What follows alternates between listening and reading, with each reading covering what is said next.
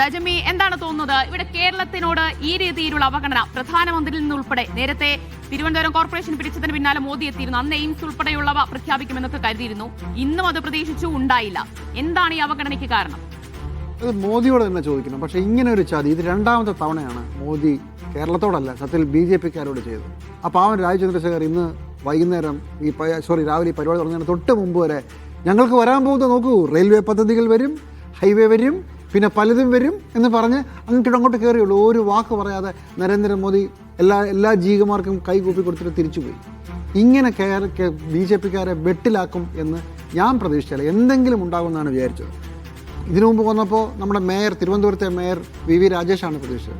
രാജേഷിനും കണ്ണീരായിരുന്നു ഫലം. സത്യത്തിൽ എന്തായിരിക്കും ഇത്? BJP-ക്ക് ഒരു തരത്തിലും ഗുണമുണ്ടാക്കാൻ ചുമ്മാ പ്രഖ്യാപിച്ചാൽ പോരെ. പദ്ധതികൾ 2 മാസം കഴിഞ്ഞ് വരുമോ വരില്ല എന്നുള്ള എത്രയോ കേന്ദ്ര പദ്ധതികൾ ബജറ്റിൽ വന്നിട്ട് വായുവിലായി പോയിട്ടുണ്ട്. കോച്ച് ഫാക്ടറി മുതൽ എന്തൊക്കെ നമ്മൾ കേട്ടിട്ടുണ്ട്. ഇത് പ്രഖ്യാപിക്കുന്നേ ഇല്ലെങ്കിൽ ഇതെന്തോ പണിയാണ്. ഇത് ആർക്കിട്ടുള്ള പണിയാണെന്നുള്ളതാണ് എൻ്റെ സംശയം. എനിക്ക് തോന്നുന്നു BJP-ക്ക് ഒരു തരത്തിലും ഇതിനകത്ത് ഗുണം ഉണ്ടാവണ്ട എന്ന് പറഞ്ഞാൽ നമ്മൾ ഇനി ചർച്ച ചെയ്യാൻ പോകുന്ന മറ്റു വിഷയങ്ങൾ ചേർത്ത് വരുമ്പോൾ ഇന്നത്തെ ഭരണപക്ഷം വളരെ വലിയ ഒരു ഡെവലപ്മെൻറ്റ് നറേറ്റീവ് ഉണ്ടാക്കിക്കൊണ്ട് വരുന്നു. BJP-ക്ക് ഒന്നും പറയാനില്ല.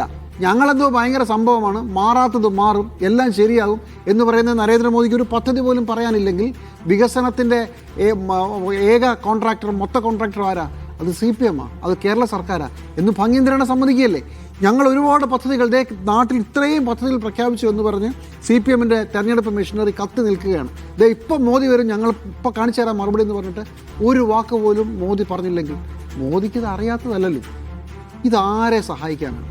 CPM-ന് എന്തായാലും ഇതിൻ്റെ ഗുണമാണ് ഉണ്ടായിരിക്കുന്നത്. ബാക്കി വായിച്ചോളുക. ഇതാണ് എൻ്റെ ടേക്ക്.